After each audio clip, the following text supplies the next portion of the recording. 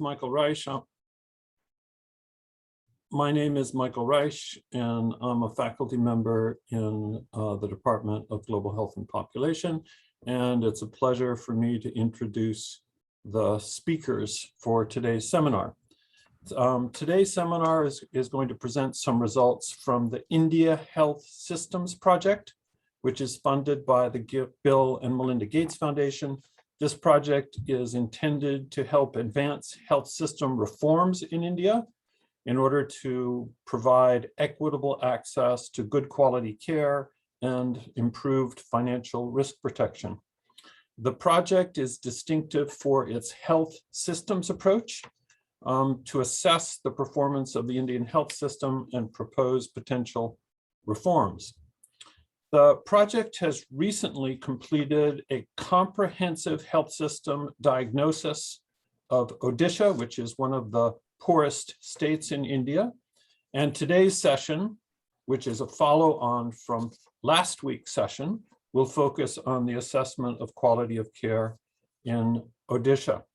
So I should just note, I am fully conflicted in this presentation since I am not simply an objective introducer here, but I am also part of the project. So the director of the project is Professor Winnie Yip. She's the professor of global health policy and economics in our department, and she will introduce the seminar. She'll be followed by presentations by members from the team. These include Anushka Kalita. Anushka's a specialist in the Indian health systems and a visiting scientist in GHP. She has more than 15 years of work experience in the health sector in several countries with broad research interests in health systems. Another member of the team is Liana Wuski. Liana is a PhD candidate in the health policy and health economics program at the London School of Economics. And her research interests are in how health systems are held accountable to patients. And the third presenter in the team is Bijetri Bose, a research associate at the school and an applied microeconomist working in the fields of health and development economics. Her research interests focus on the impact of institutions and interventions on health outcomes. So the seminar today is going to focus on quality questions. This is a major issue for India and a major issue for many low and middle income countries. I think we all look forward to learning both about the assessment, the diagnosis, the patterns of quality problems in Odisha, and the implications for ways to improve quality. Winnie. Great, thank you very much, Michael. I mean, with you doing the introduction, I probably don't need to speak more. So welcome those who attended last week. And so I'm just going to briefly give an overview of the kind of approach that we use for the benefit of those who didn't have a chance to attend last week. Then I want to turn to my team to present the wonderful work that they have done on focusing quality and clinical effectiveness. So as Michael said, that the project started with the objective to do scientific evidence-based assessment of Odisha's healthcare system, and also to try to understand the underlying causes. And I would try to emphasize is one of our main goals is to really understand why Odisha is doing well or why Odisha is not doing well, because that is a critical step towards finding solutions to making improvement. And the framework that we have been using is a framework that is actually created by our own colleagues 25 years ago already, and it has been widely used globally, which conceptualize health system as a means to end. In other words, how we assess a healthcare system depends very much on how well the health system is able to deliver things that matter for people. And those things that matter for people include health status, financial risk protection, satisfaction, and also some other intermediary goals that very much determine how a system is working that includes quality, access, and efficiency. Last time I presented the overall finding, and then Annie, one of our team members, presented some more detailed analysis on financial risk protection. And the conclusion from last time is that, yes, utilization has gone up in recent years in India, but financial risk protection remains quite poor, especially in the state of Odisha. And it also, from the data, it looks like a major driver for poor financial risk protection or high catastrophic health expenditure incidents is in fact due to out-of-pocket spending on outpatient and on drugs from chemists and pharmacists. So today we turn to asking the question, well, if people are spending a lot of money, is the money well spent? In other words, is money really spent on things that are good for the people from a quality perspective, from an effectiveness perspective? And this is such a critical question because looking at the global trend of health reform, I think the last 20 years is very much focused on financing, mobilizing money, covering people, but less is focused on, is the money well spent? Is it really producing value? And so today we're presenting some evidence from Odisha that we hope to, one, shed light on the magnitude of the problem, but also convince the Indian government and ideally, the world, that it is not just about raising money. It is raising money to be spent effectively, because that has to be part of the equation in order to really improve people's health status, in order to really reduce the financial burden that people face.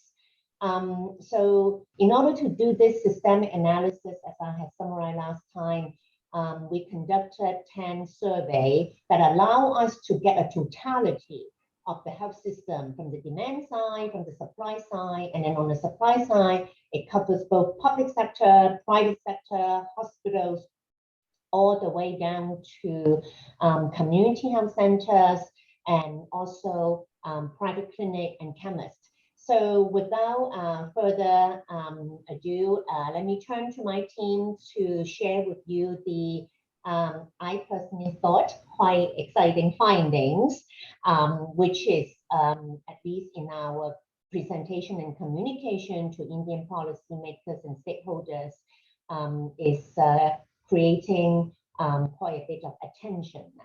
So yes, Anushka, let me turn it to you. Thank you, Winnie. And thanks everyone for joining us. So as Winnie mentioned, we undertook 10 different surveys for our study. And that was mainly because there were many gaps in the knowledge and in the data available for a comprehensive health system analysis the way we wanted to do it. And ours is the first large-scale study in India to assess all three aspects of quality. So clinical effectiveness, which is, do patients receive appropriate treatment when they seek care? Patient safety, so when patients receive care, is the care safe and not harmful? And patient-centeredness, are they treated with respect and involved in decisions regarding their care? From the previous slide, you will notice that we used a number of surveys for analyzing these three aspects. For patient-centeredness and satisfaction, we used the household survey and the different patient exit surveys. We used the clinical vignette surveys for clinical effectiveness and patient safety culture survey that we conducted with hospital staff for patient safety. Also, we linked our data from these specific surveys to other provider surveys.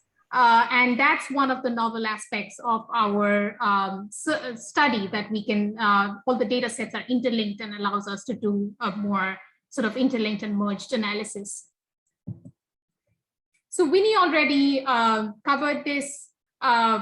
Most policy focus and programmatic focus in India has been on increasing access and utilization, increased physical access and utilization, and it has improved. These two aspects we see have improved in Odisha over the last few decades. 90% of the people who were ill in our sample sought care. Majority sought care from the private sector, especially for outpatient care, and 78% of catastrophic health expenditures occurred in the for outpatient care. Yet all Indian primary care policies, including the newly launched Ayushman Bharat, focuses on building health facilities in the public sector. And most policy and research focus has been on hospitalizations, especially, for those of you who are aware, the government-sponsored PMJ scheme and the counterpart in Odisha, which is called the BSKY. So quality of care has been largely neglected, and out of quality clinical effectiveness, especially in outpatient settings, has been almost completely neglected. So for clinical effectiveness, we looked at two objectives: to assess the knowledge of primary care providers in India to diagnose and treat common illness conditions, and to examine provider level correlates of competence and clinical effectiveness.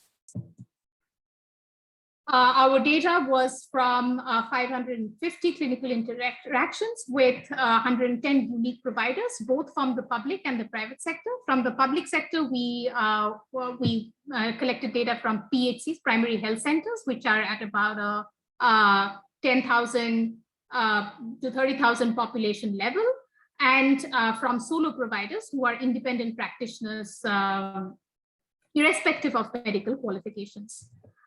We looked at 5 common conditions across different disease categories. So infectious disease with tuberculosis, maternal and child health with preeclampsia and childhood diarrhea, and chronic disease with heart attack and asthma. And we compared these with standard treatment guidelines for each of the conditions. We saw that competence across providers to diagnose and treat conditions was very poor. So 58% cases were diagnosed correctly, and providers wrongly diagnosed cases as a less serious conditions. For example, cold and fever for tuberculosis, or headache for preeclampsia, body ache for heart attack. What is even more concerning is the level of incorrect treatment. Only 2.2% of providers advised correct treatment. And although about 53% prescribed at least one correct drug, 40% prescribed only unnecessary and sometimes harmful drugs. These included antibiotics. And this obviously raises concerns of low value care and antimicrobial resistance that we will come to later. So what we also looked at was provider level correlates of our sample. And what we found was that most primary level care in Odisha was provided by non-physicians. And here in the pie chart, you can see that 40% of providers had medical degrees. And what is more concerning is only 10% public providers at PHCs had medical degrees, although these facilities are mandated to have an MBBS, which is the equivalent of an MD in the US, a doctor with MBBS qualifications. On the other hand, 90% of private providers, although self-reported, were medically qualified. They had medical MBBS degrees.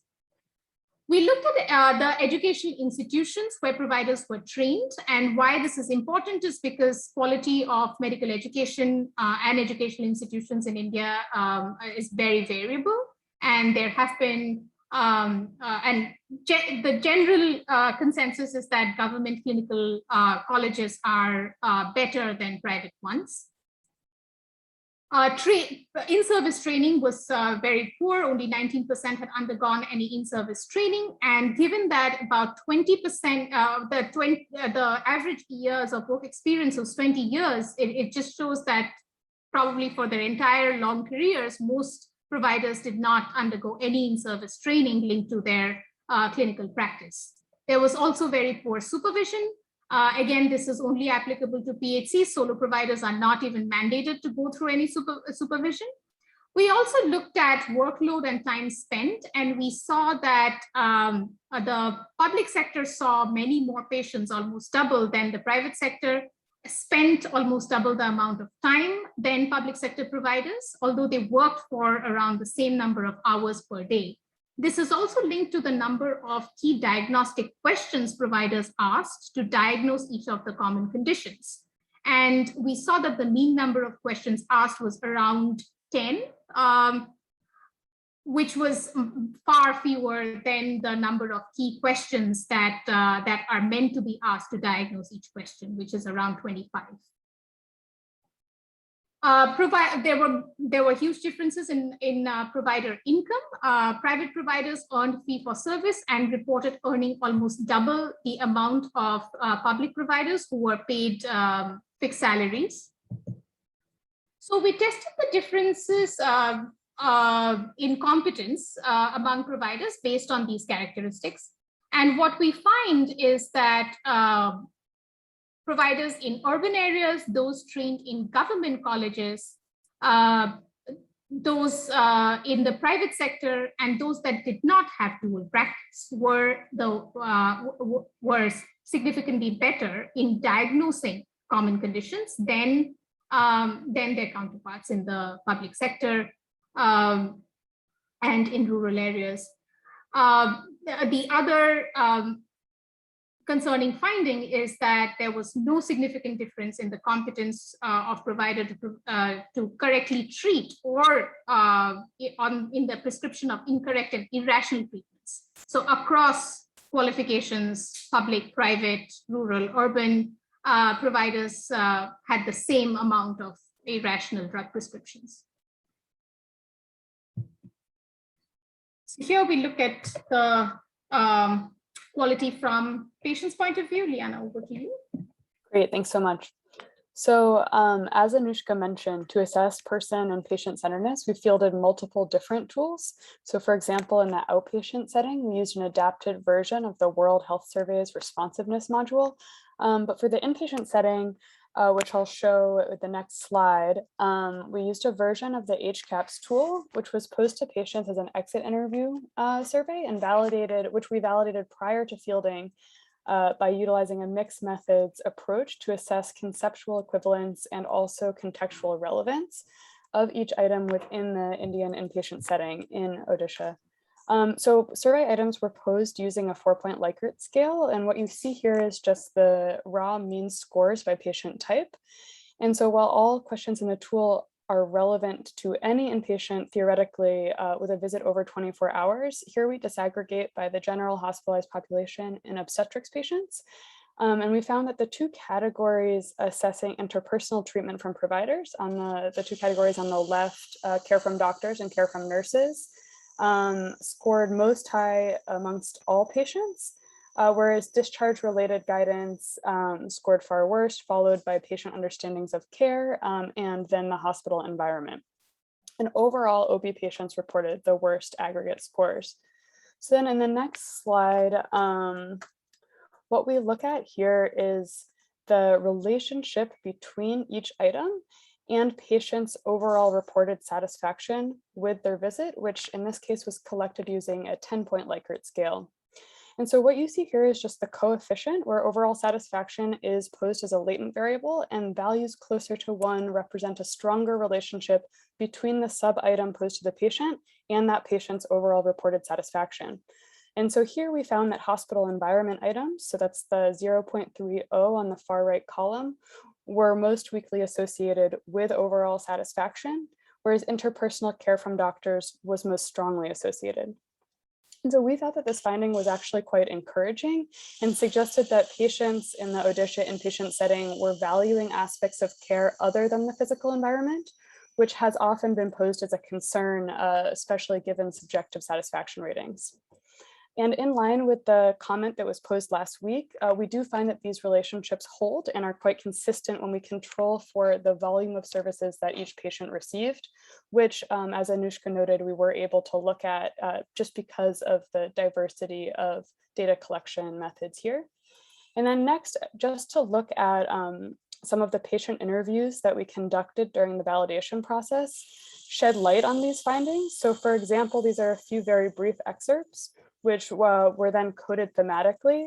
But one thing that consistently came out throughout the validation process was that there was a lot of discussion and difference of opinion in terms of where responsibility for various aspects of care laid.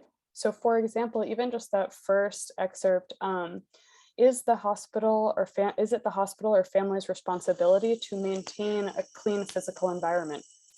And in this case, if patients believe it's the family's responsibility, we were concerned that it would be unlikely this issue would be picked up in overall satisfaction ratings.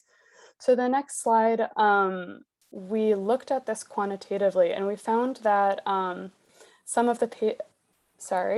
we found that the issue of reporting differences based on things like expectations, difference in patient values, patient needs, or even entitlement based on prior experience appeared to be distributed quite unequally across our patient population. So for example, while patients across all groups reported that they valued respectful care, when we disaggregated this by patient characteristics, such as education, we found that the relationship between reporting being disrespected and the likelihood of reporting low overall satisfaction or dissatisfaction was very different based on a patient's educational background. And so what I'm presenting here is just the coefficient where overall dissatisfaction is the dependent variable, and it is unadjusted in this figure.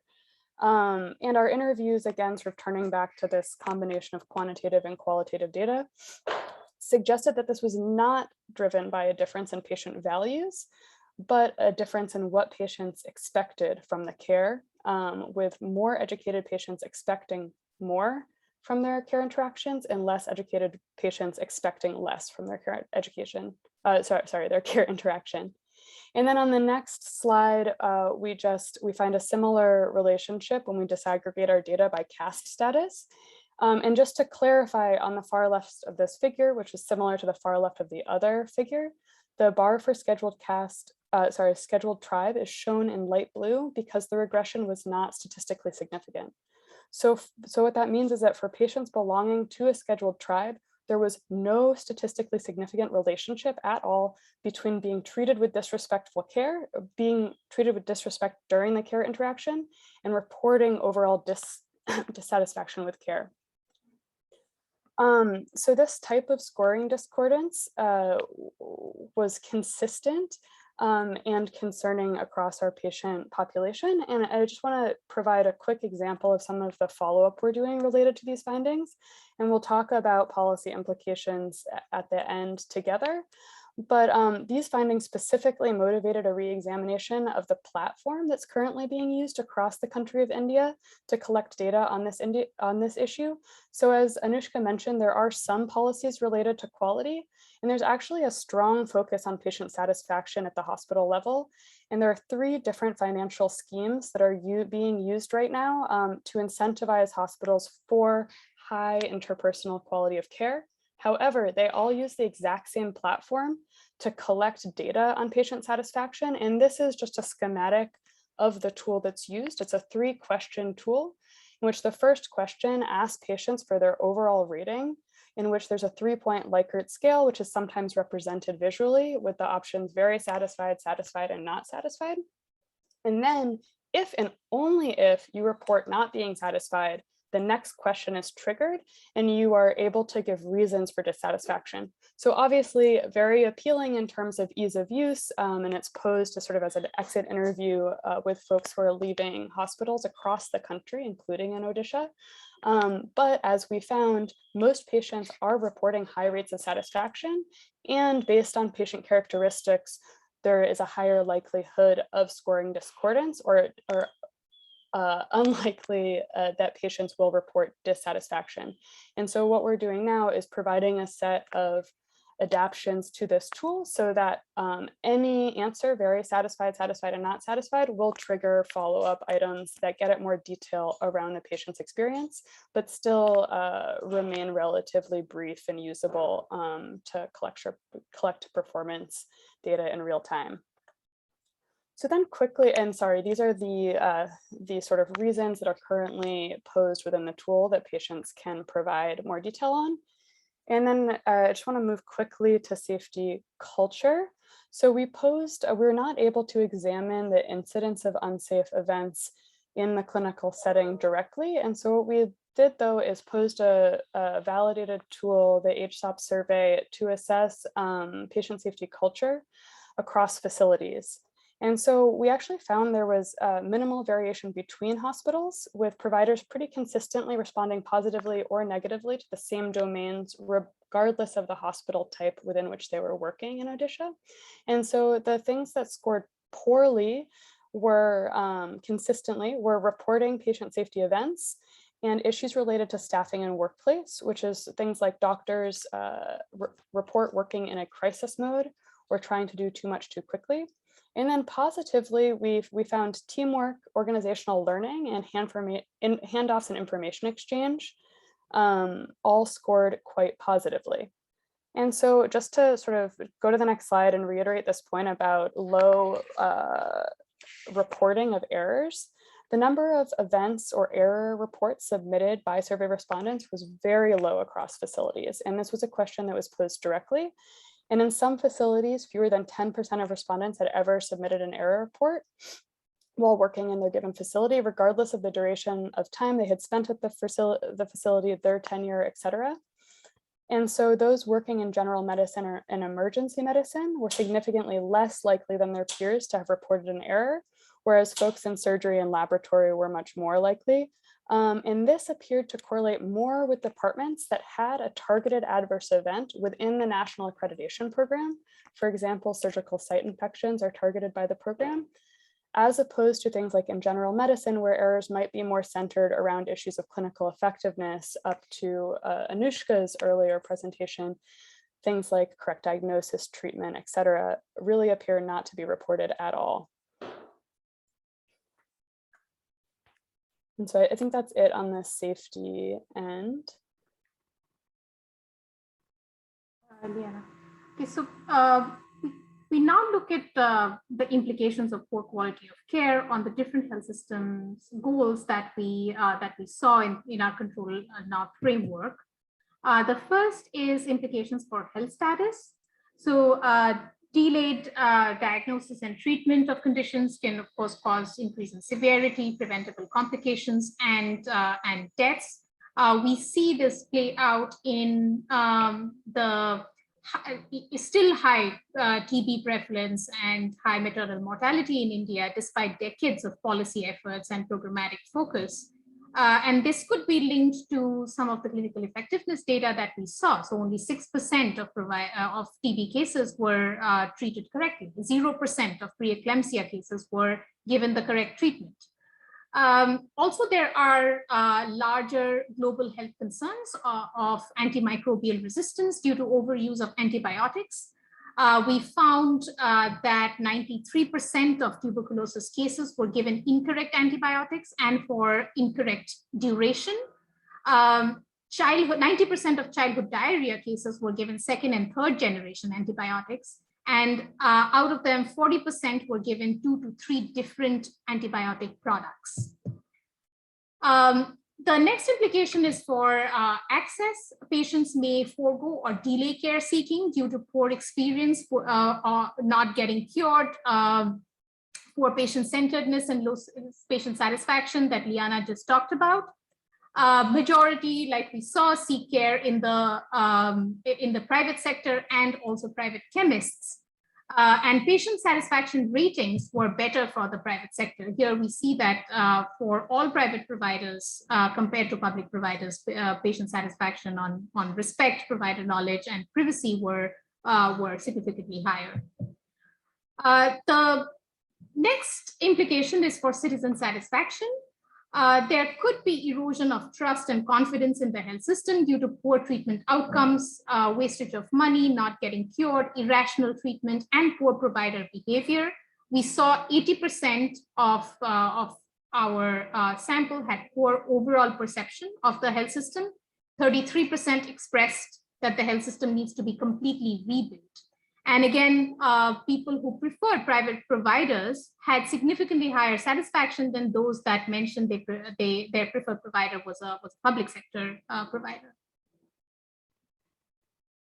And this is implications on financial risk protection, which Winnie very nicely summarized at the beginning, and also the last week's presentation touched upon this in detail. So 78% of CHD is on outpatient care, 68% of out-of-pocket expense is on drugs. And we see that the mean number of drug products is pretty high. It is about 2.8 for every visit. Irrational and low value care is very high, which leads to wastage and higher out-of-pocket expenses, especially in the Indian instance where outpatient care is not covered by insurance. So 40% cases received only unnecessary drugs, if we remember from our previous slide, and 26%, this is just an example, of heart attack cases received drugs like antacids, antibiotics, NSAIDs, and this graph shows the share of out-of-pocket expenses on drugs.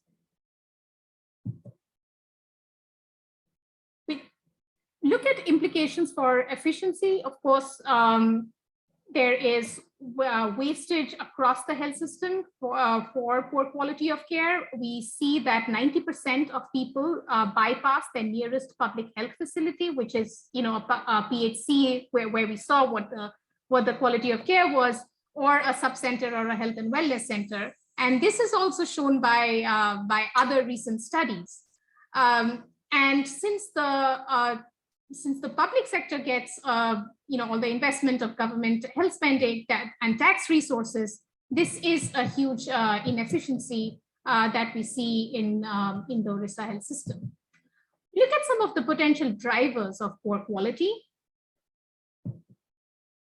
So the first is we saw no significant difference between, amongst providers across different qualifications. And also all providers were equally likely to prescribe incorrect and irrational drugs. So one of the potential drivers is the quality of medical education. It is very variable in India. Providers are not trained to use evidence-based medicine or to use clinical guidelines. And even when clinical guidelines are disseminated, I mean, they exist at least for conditions like tuberculosis and preeclampsia, childhood diarrhea, but they are only disseminated to public sector providers or to hospitals. The private sector is completely left out of those kind of trainings and dissemination. And we also saw that most clinical guidelines are not updated. Studies also show corruption in private medical schools, so accreditation in exchange for bribes. There is no repository for practicing doctors in Odisha that we could find. So there is a repository when they graduate, but no one knows where they are, whether they're even practicing in the country or not. There is no requirement for licensing or recertification exams for doctors. And of course, like we saw, in-service trainings were very rare. So the next potential driver is some of the public-private interactions and provider incentives that we saw from our study. So the finding was that there are very few MBBS, so medically qualified providers in the public sector, and patient satisfaction was higher in the private sector. And also the private sector or the solo providers had many more, so 90% of them reported having medical qualifications. So does this indicate that the public sector is not able to attract and retain qualified providers? So one of the related findings was that private sector providers earn twice as much. And there are also no incentives to provide high quality, rational and patient-centered care in the public sector, but also in the private sector. Both provider payment mechanisms like fee-for-service and salaries are not really geared or incentivizing high quality care. We also saw some indications of possible collusion between providers and private pharmacies.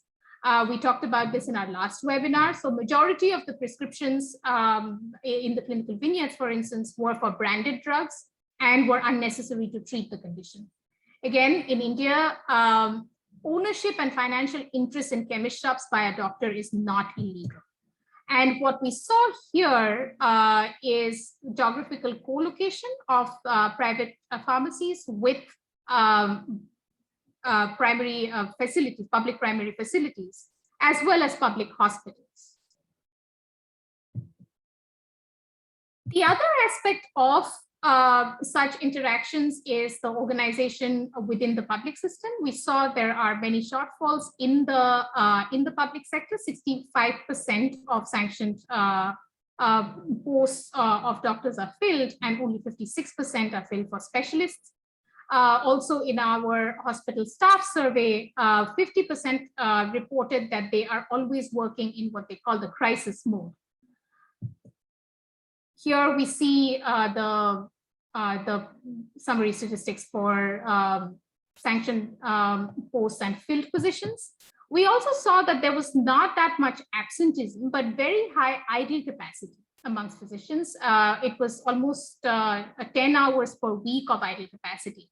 And this links to the dual practice figures that we saw. So 18%, which is possibly a huge underestimation, self-reported that they have dual practice. So probably physicians have a public sector job. So technically it is a filled position, but they are not there. Also, again, private practice is not illegal in India. It is only banned during what they call facility hours. And here we see the productivity indicators of physicians. We come to implications for policy. Of course, without a doubt, quality needs to be improved across the board. All three aspects of quality need to be improved. And this is, like Winnie said, there's an appeal to, this is an appeal to the Indian government to focus on making quality central to their policy. So moving away from just increasing physical access and utilization and thinking about access with quality. Also, schemes that focus only on hospitalization and BMJ, BSKY, etc., or the schemes that Liana talked about, like Mera Aspatal, have very targeted policies and interventions and are mostly symbolic. So we need to move away from that and think about what could possibly make a real impact on improving quality. Of course, provider payments and incentives need to be central to this discussion on how to improve quality. And as we have seen and other research indicates, training and qualification is not sufficient, and it's not a proxy for quality. So there we need to think about other interventions that could improve it. So that's it from us. We will, Winnie, over to you for questions and discussion. To Michael, he's the chair. Winnie, would you like Winnie to manage the questions, or would you like me to? No, Michael, sorry. Okay, so thank you very much for the excellent presentations. Clearly, there are lots of different kinds of quality problems in Odisha, and the floor is open. We have about 20 minutes for comments and questions. Nick, are you still there? I noticed you said something about TB. Hi, I am still there. And so I can, I guess, repeat my comment from the chat. So normally with tuberculosis, we know that diagnosis is difficult in even the best settings, and that there are many people who will attend with symptoms that could be TB, but that could be many other things. And I think if I'm remembering correctly, TB diagnosis was correct in 60% of the cases that you looked at, or around that, I think, or maybe it was 40%.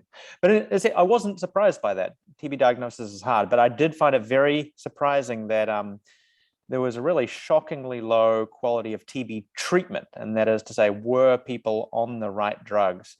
In that there are some global standards for what drugs people should be on if they have drug-sensitive TB, and in the absence of information on drug sensitivity, you would put them on those regimens. So I was wondering if you had any insight into, I'm sure there's multiple points at which things could fail, but where things might have broken down. So good. I think it'd be helpful if someone on the team could clarify the methods and data for how both diagnosis and treatment were assessed and where those numbers came from, and then comment on the question of what's going on here. Because they're based on vignettes. Yeah, so as Michael said, they're based on vignettes to assess. So we did not do a standardized patient study. So we don't really know the actual practice of the providers. This is only to assess provider knowledge. Of course, clinical vignettes are known to show a slightly higher estimation. So that's then very scary that, if this is a higher estimation, then what are they actually practicing? So what we ask Anushka, yeah. Just so everyone understands, can you just explain in like 2 sentences what a vignette is? Yeah, so in a clinical vignette study, a patient, two interviewers go into the provider's office. The provider knows that they are being evaluated. So it's not like a blinded, like a standardized patient where the provider actually thinks that it is a real patient. Here they know that they're evaluated on a certain condition. The interviewer who acts as the patient presents in one sentence the symptom, the main symptom. So for TB, they would say, I've been having cough and a slight fever. And it is then up to the provider to ask the right questions to diagnose what the patient is suffering from, and then give the treatment that they think is necessary to treat the condition. For our assessment of correct diagnosis, of course, we looked at all the different patients. For correct treatment, we looked at only the correctly diagnosed cases. So for cases that were diagnosed as cold and fever, we are not expecting them to treat for TB. So this is very briefly what we follow.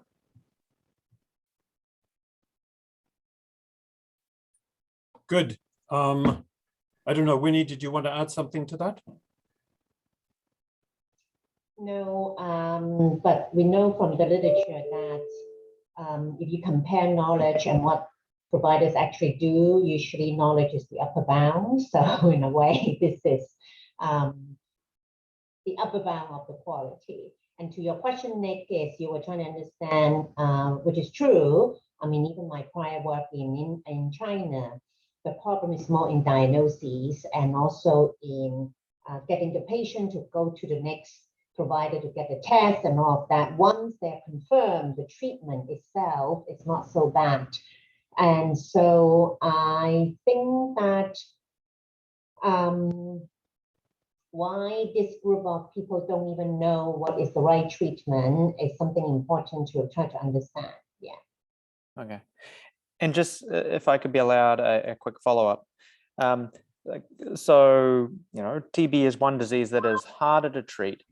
If it was common practice for, say, private providers, if they did diagnose TB, to send them to like a local public hospital or something like that, whether they'd make it or not, it's a separate question. But would that essentially, so if they don't normally treat TB, would that be picked up by these instruments? No. Okay. This is purely knowledge. Okay. Mm-hmm.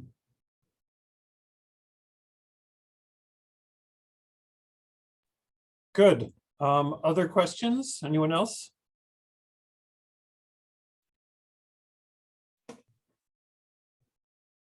And Austin, you have a question earlier? I think it was mostly assessed. I was just curious in terms of the like responding if there was like a systematic trend in the way that they were sort of misanswering the question. So are they prescribing just a particular different kind of antibiotic in general that's incorrect? Are they giving some other type of incorrect treatment in general? And then I was just going to think about if there was something maybe related to why they would be picking one of these things other than the correct drugs, or if it was like related to stock out. But I think the next final point about maybe these people just don't treat TB patients, and if they had a positive TB case, they would just send it to the public hospital is probably relevant too. Good, thank you. Richard, you have a question? Yes, a comment and a question. I think that there have actually been quite a few studies in India looking at quality from the World Bank and others, and they all unfortunately say much the same thing. I think it would be very interesting for you to compare your data to another state. And the state I have in mind, of course, would be Kerala, which has a much higher level of education. And we've seen from other studies that the level of education of the population will very much affect the quality of care that's delivered. So has there been any consideration of comparing your data, for example, with that from another state, another culture in many ways, like Kerala or West Bengal or Bangladesh? That is, states which have achieved somewhat better results than what you're demonstrating from Odisha. Good, thank you very much. And I think part of Richard's question is also, given that there have been lots of other studies about quality of healthcare in India, what is it that's new, a new finding from your study? Who would like, Liana? Anushka? Yeah, I can weigh in on that quickly and then pass it to Anushka. So I think the World Bank work portfolio that you're referring to is led by Jishnu Das and largely Jeffrey Hammer. In that work, the results that Anushka showed are relatively similar for the conditions that were the same. However, one thing that I don't know if this was highlighted is that Anushka, and through this sort of work on effectiveness, also looked at a series of conditions like heart attack, and that were more prevalent in the inpatient setting, which has not been well studied in India previously. And then I think to the point about looking at differences by patient characteristics, I think we hypothesize the results are similar to those found by Madhu Pai, where he sent standardized patients in presenting with different education or socioeconomic backgrounds and found dramatically different levels of quality based on how patients presented themselves socially. And at least from some of our qualitative work on patient-centeredness, we do see sort of parallels to those results, unfortunately, in Odisha. And again, this is quite concerning because the one strategy to routinely collect data on patient-centeredness in the Indian inpatient and outpatient setting is these sort of overall satisfaction ratings, which, as we talked about with the discordance findings, are not able to pick up low or disrespectful treatment experienced by people with lower education levels. So I do think that this work builds on somewhat uniquely the existing body of research, and we were very careful as well in designing all of the vignettes to build directly on that body of research from the World Bank group, and spoke with them consistently, and were able to ensure that this built on that as opposed to replicated it. Good. Let me ask the team a sort of what would you do question. So if you were to recommend one thing to the government of Odisha that would have a tangible, perceptible impact on quality of care in the state, what would it be? What should the government do to actually make a tangible difference in the quality of care that's delivered? Winnie, will you have any thoughts on that? I thought I would let the team who work on quality, but I am not convinced that you can have just one thing to do. The knowledge analysis says that obviously there still needs to be training and also better standardization in the sense of who get recruited and put on a post. But we also know that among those who have good training, they don't necessarily do the right thing as well. So if you ask me, I would say at least at a minimum, it has to be training plus incentives for the public. So we could say that partly better knowledge among providers is a necessary condition, but not sufficient. Mm-hmm. And that you have to work not only on the supply side, which is the providers, but you also have to work on the expectations, the demand side, what patients expect to receive, and somehow translate that into either pressure or incentives on providers as well as the government. Right. Shekhar, did you have a question or a comment? No, I did not have, but as a follow-up to what you asked, Michael, I might just ask if there has been any attempt actually to convey these findings to the state government health department, and if yes, what has been the receptivity, if at all? Good question. So there's a similar question in the chat box from Beatrice as well. That's what we're working on. We're working on disseminating to both the state, but also many national level stakeholders. I would say that I will let Anushka answer the state level response. But I would say that when we send these results and presented it at the national level to the National Health Authority, the Ministry of Health, and many international organizations, I think the response is actually, we actually do know that there is a quality problem. But I think what our study does is that we put it in such a succinct and empirically grounded way that shows them the magnitude. They highlight the severity of the problem. And also some of our other work, which also included the private sector, is something that is a bit troubling, right? Because the Indian health policymakers often like to think about their system as public and not including the private. Meanwhile, so many people are going to the private. So I think what we have achieved right now is we're raising a lot of attention and awareness. And so what is the next step of our project? The next step of our project is then to propose some reform options. Now, but when we propose reform options, of course, then we come what is politically feasible, what is financially, institutionally feasibility, those become very important. But the first step is to say, given these findings, what are both international lessons and also theoretical foundation to propose improvement options? Yeah. Anushka, did you want to comment on the state level response? I think Winnie has summarized it, quite well, and it goes for across different states in the country that the focus has been on very symbolic, like Liana presented, very symbolic and very inpatient focus findings and not enough on clinical effectiveness or on outpatient settings. So that's a huge shift that we need.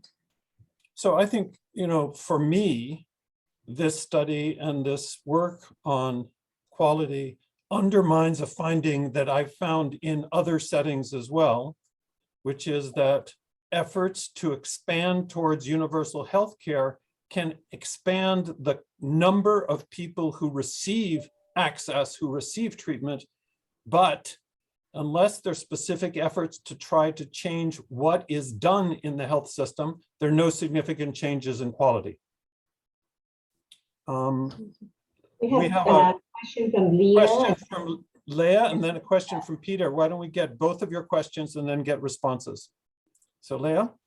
Yeah, thank you. This is really interesting. My question has to do with how you actually improve the medical training. And specifically, I think one thing that's worked well in some contexts is instead of focusing on more training, focus on specializing training such that you have certain people focused on cardiac medicine, certain people focused on infectious disease and so on.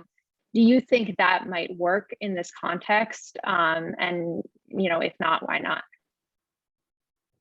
Good. How do you actually improve training and make training so that it's effective? Peter? So thanks for these. I've enjoyed both of these seminars. A lot of interesting results. A lot of the problems have been known for some time in India. I'd like to ask a kind of a policy strategic question. In basically, the findings really highlight some of the major discouraging problems of both public and private healthcare in India. How should you think strategically about not having the message of this research be to the ministries of finance or the planners in the government, why should we put more money into such a healthcare system that is not functioning very well? How does one manage the discourse so that there is a strategy for improvement that looks viable, feasible, and worth investing in? Thanks. Good. Winnie? So I think on the question of training, Leah, I confess that's not my area of expertise. And I am sure India has done many training, and it is actually worthwhile to look at why it works, why it doesn't work. When it comes to doing that, if you're interested, we'll come for your help. So, but my other team member might have more thoughts on that.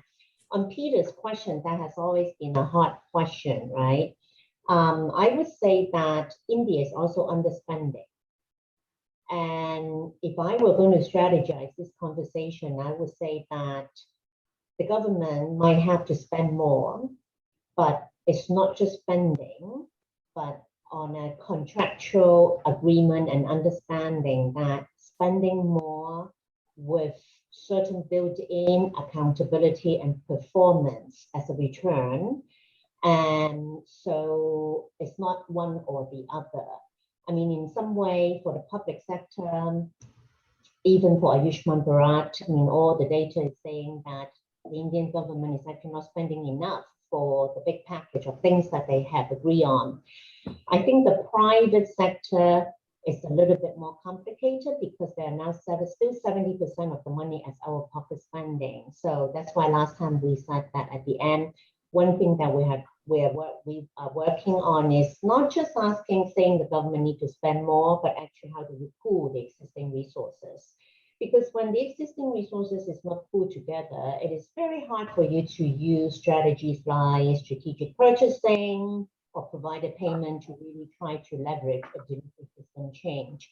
And I mean, your question highlighted the challenge of the complexity, but I think your question also highlighted the importance of looking at these issues from a systemic perspective.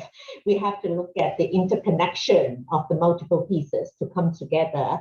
And I would also say that, at least from my experience, many countries are able to get provider to change behavior. It is during the time when there's new money coming into the system, rather than to say you have to improve with existing resources.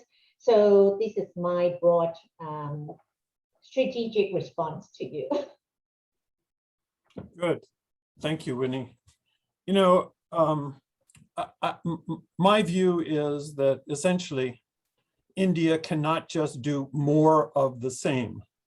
And part of the strategic message to the finance ministries is that quality is a strategic objective and a necessary strategic improvement in the system. Just doing more of the same with the same level of quality is not going to work. And I think that this research contributes to that conclusion in a persuasive way.